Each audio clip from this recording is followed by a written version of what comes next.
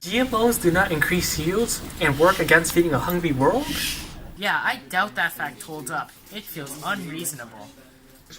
I know, guys, let's make a 5 plus or minus 1 minute video that sums up the incorrectness of that statement. I'm especially interested in researching about the evidence and the history of GMOs.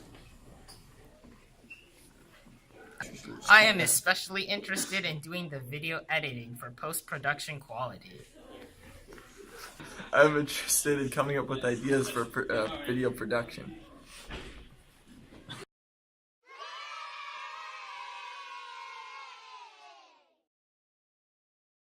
Our chosen article cites the Union of Concerned Scientists' 2009 report, Failure to Yield, as their evidence. This report goes into detail on how GMOs should not be used as they statistically do not increase the yield of crops. However, the arguments they state seem to be biased.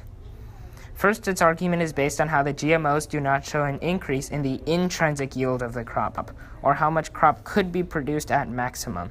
This is very different from operational yield, which is how much actually gets made.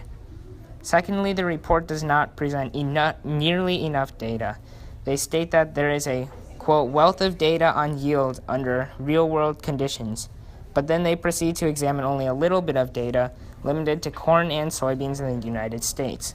A big reason why we use GMOs is related to the third world countries. We can see that the evidence given in Failure to Yield is flawed and potentially biased, so how do GMOs actually increase yields? Well, they have been shown to substantially improve the operational yield as they decrease losses from insects and other herbs that can destroy plants. According to Corn Digest, the average soil loss in the U.S. is 5.8 tons per acre per year. The United States Department of Agriculture states that only a mere 10% change in genetics to an herbicide can yield an approximate 1.7 increase in productivity of the land. Finally, Europa stated worldwide that Spanish farmers found a 10% increase in yields from implementing Bt. Bt is a relatively new, naturally occurring protein in bacteria that the EPA stated poses no threat to human health.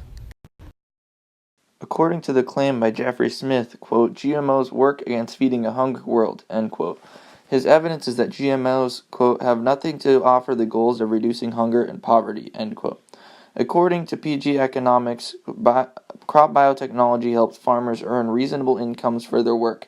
The net economic benefit at the farm level was in 2013 was $20.5 billion.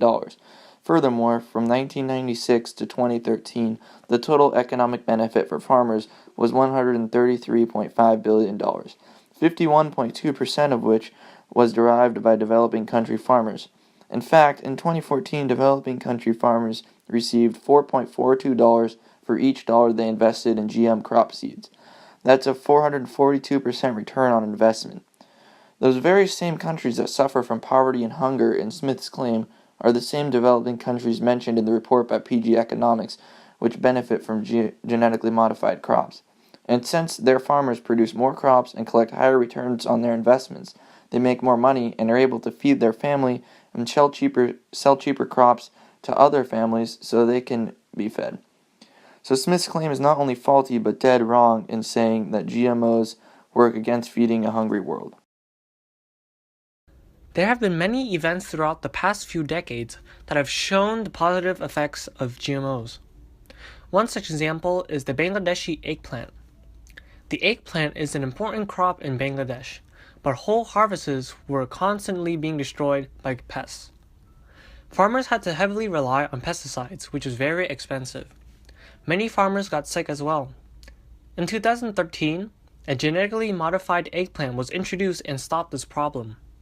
The GM eggplant was engineered with Bt, a protein that effectively kills insects but is not harmful to humans.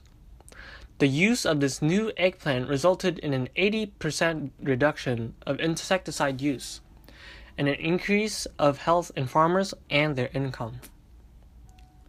Another example is the Hawaiian papaya.